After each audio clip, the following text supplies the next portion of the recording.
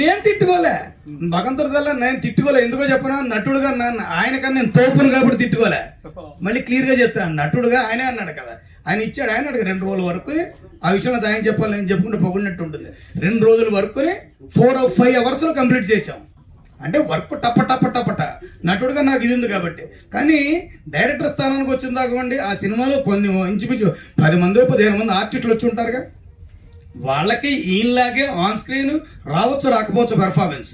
But వచ్చే వరకు director ఆయనలోంచి బయటకు వచ్చేసి డైరెక్టర్ అనేవాడు 2-3 సార్లు అయినా సరే వాళ్ళకి అలాగే ఉంటుందా. కొత్త వారికి మరి కొత్త వారికి 2-3 సినిమాలు చేసిన వరకు అనుభవం తక్కువ వాళ్ళకు నాకు బాధ లేదు. పైగా గుడ్డ వేయడం నేను బై డిఫాల్ట్ అత్తమాటో చేసే వేయడం తెలియకుండా నాకు పడిపోయింది కాబట్టి ఇంక అందులో చేసి కొలిది బెటర్మెంట్ వెళ్ళిపోతూనే ఉంటుంది. ఆయన కూడా నటుడుగా నా పెర్ఫార్మెన్స్ని దర్శకుడుగా ఆయన అప్రిషియేట్ చేశారు. అలాంటి వేషం అయితే ఇచ్చినందుకు, మంచి పెర్ఫార్మెన్స్ స్కోప్ అని వేషం ఇచ్చినందుకు మీడియా ముందు మరొకసారి మీకు థ్యాంక్స్ చెప్తున్నానండి.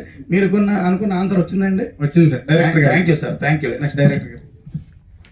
సరే, ఈ మూవీ టీం అంతా ఇప్పుడు మీరు అందరూ వచ్చారు. హీరోయిన్స్